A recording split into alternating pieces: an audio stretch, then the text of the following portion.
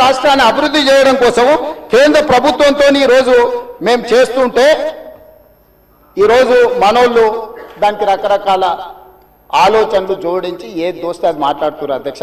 అందుకే దయచేసి సభ్యులకు ఏం అనుమానాలు ఉన్నా నాకేం అభ్యంతరం లేదు. నేను గతంలో ఇది నిర్మాణం చేయాలనుకున్నప్పుడు గ్రేటర్ హైదరాబాద్ పరిధిలో ఉండే ఎమ్మెల్యేలందరినీ సౌత్ కొరియా చూడడానికి రెవెన్యూ మినిస్టర్ శ్రీనివాస్ రెడ్డి గారి నేతృత్వంలో కార్పొరేటర్లను, మేయర్ని, డిప్యూటీ మేయర్ని, ఆఫీసర్లని, శాసనసభ్యులను అందరినీ పొమ్మన్నాం. మొదట్లో పాపం శాసనసభ్యులు అందరూ రానికి సిద్ధమయ్యారు. ఇక ఏమైందో కడుపులో విషం ఉన్న వాళ్ళు ఏం విషయం చెప్పినరో ఇక వద్దులే అన్న మేము రాము అని వాళ్ళు ఇచ్చేసారు. నేను ఇప్పుడు కూడా చెప్తున్నా, ఎమ్మెల్యేలందరికీ నా సూచన, ముఖ్యంగా గ్రేటర్ హైదరాబాద్ పరిధిలో ఔటర్ రింగ్ రోడ్ ఇన్సైడ్ ఉన్న ప్రతి ఎమ్మెల్యేకి నా సూచన, మీరు వెళ్ళి చూడండి, మీ అనుభవాన్ని మాకు పంచండి, మీ కాన్స్టిట్యున్సీలలో మీకు ఏం కావాలో చెప్పండి. మాకు ఇట్లనే చేయాలి అట్లనే చేయాలి, దీన్ని చెడగొట్టాలని లేదు, చాలా మంచిగా చేయాలనే ఆలోచన ఉన్నది మాకు.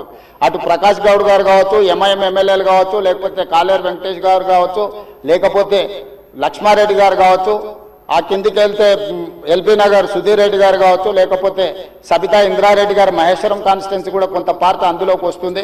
మీరందరూ విదేశీ పర్యటనకు వెళ్ళండి, ప్రభుత్వమే ఖర్చులు భరిస్తుంది, పర్యటన చేయండి.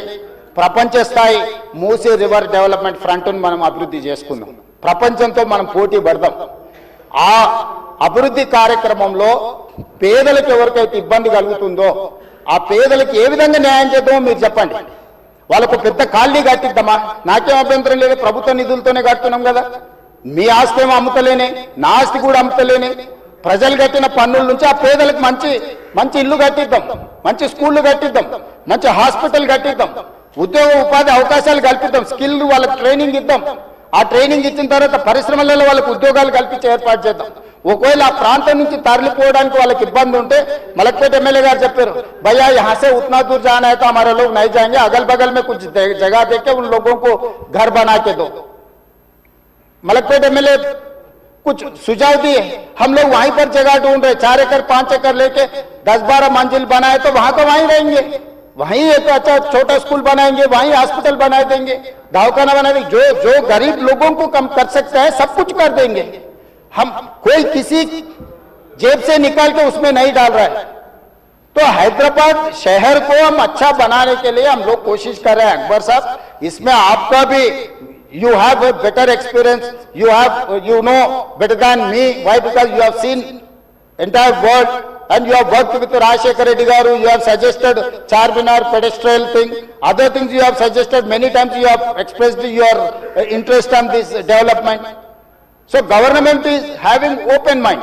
We don't have any objection, we don't have any other agenda, hidden agenda, we don't have any hidden agenda. We wanted to develop, we wanted to improve our infrastructure. So I would request all my members, please suggest our government. Government is there to accept your suggestions. మేము మంచి పని చేయడానికి నిర్ణయించుకున్నాము, మీ సూచనలు సలహాలు ఇవ్వండి. DPR ready అయిన తర్వాత ముఖ్యమంత్రి కార్యాలయంలోనే అందరు ఎమ్మెల్యేలను పిలిచి, ఫ్లోర్ లీడర్లను పిలిచి పవర్ పాయింట్ ప్రజెంటేషన్ పెడతాను, మీరు చూడండి, మీరు సూచన ఇవ్వండి. మన నగరాన్ని మనమే అభివృద్ధి చేసుకోవాలి. గాంధీ సరోవర్లో ప్రపంచంలో ఎత్తైన మహాత్మా గాంధీ విగ్రహాన్ని పెట్టుకొని, మహాత్మా గాంధీ గారు ఇచ్చిన స్ఫూర్తి, శాంతి ద్వారానే యుద్ధాన్ని గెలవచ్చు, శాంతి ద్వారానే యుద్ధాన్ని గెలవచ్చు, స్వతంత్రం తెచ్చుకోవచ్చు అని ప్రపంచానికి నేర్పిన గొప్ప పోరాట యోధుడు మహాత్మా గాంధీ గారు. వారి స్ఫూర్తితోనే ఈరోజు మనం గాంధీ సరోవర్ నిర్మించుకుంటున్నాము. వారి స్ఫూర్తితోనే ఈరోజు నల్గొండ జిల్లా ప్రజలకు శిక్ష, నగర ప్రజల నుంచి ఈ ప్రాంతం నుంచి పోయే కలుషితము నల్గొండ ప్రజలకు తీరని శిక్షగా మారింది. ఆ ప్రజల్ని కూడా కాపాడాల్సిన బాధ్యత మన మీద ఉన్నది అధ్యక్ష. సంస్కృతిని కాపాడుకోవడం, నీళ్లను పరిరక్షించడం, ప్రక్షాళన చేయడం, అభివృద్ధి చేయడం, అభివృద్ధిలో భాగంగా పెట్టుబడులను ఆకర్షించడము, ఇవన్నీ కూడా ప్రభుత్వం చేపట్టే కార్యక్రమాలలో ఉన్నాయి. వీటి వివరాలు అన్నిటిని కూడా సభకు చెప్తా. ఇంకేమన్నా కావాలన్నా కూడా నాకు అభ్యంతరం లేదు, వివరాలు చెప్తా. నా సూచన ఒకటే, ఈ కడుపులో విషయాన్ని కొంచెం తగ్గించుకోండి. ఒకవేళ మందు లేక